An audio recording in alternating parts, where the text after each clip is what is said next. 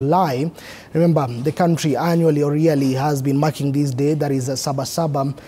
This is, a significant date in the country's history. And today, the youth, that is among them the Gen Z and also the millennials, had organized something called the Shujaa's Saba Day here at the country's capital. And currently, we are joined by our very own George Maringa, who is joining us from Nairobi's Central Business District. Maringa, if you can hear me, what is the latest and what is taking shape in the CBD in relation to this date, that being Saba? Indeed, good afternoon, Moiga and our viewers. Absolutely, the 7th day of July, of course, remains a historic day, especially for this country.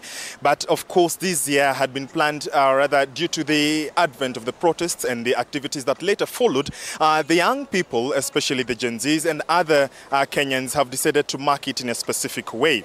We are here in the Central Business District, just about in the precincts of Kenyatta Avenue. And behind me is a police truck, actually, that just passed with a contingent of GSU officers who are just trying to patrol.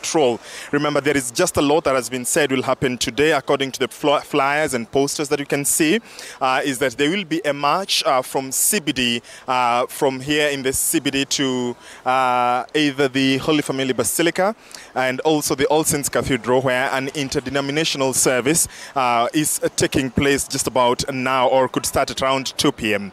Now, that interdenominational service will later culminate with a procession to Uhuru Park Gardens, rather Uhuru Park itself, where it is being called Shujaa's Memorial Concert to honor the Kenyans who were killed during the protests. That is just how the CBD looks like, Moiga and our viewers, because we're just waiting to see what is going to happen.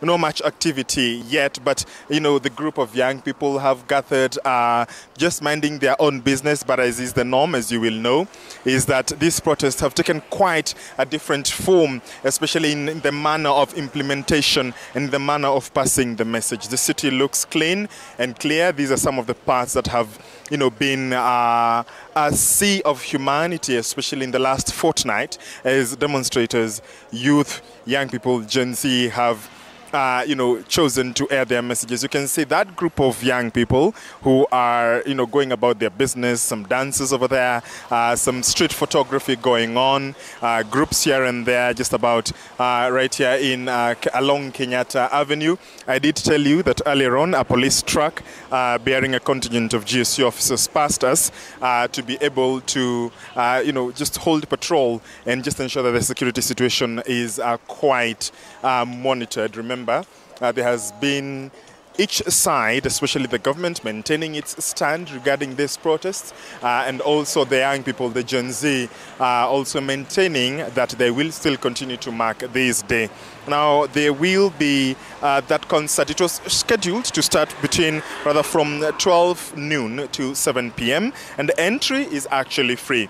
We were there earlier on, and you did see, some preparations here and there. There will be some artists, Calligraph Jones, Bien, Fena, Nameless, Octopizo, Charisma, Giuliani, Eric Wenaina, a contingent, an array of artists that will be able to entertain and, of course, mark this day. Remember, in the previous years, this has been marked by the older generation, the politicians to be specific, but of course, this time the Gen Z, the young people, have decided that they want to mark it in a specific way. So we're just going to monitor the activity here. We've given you the lay of the land, but we'll continue giving you updates as and when they happen. Back to you, Moige.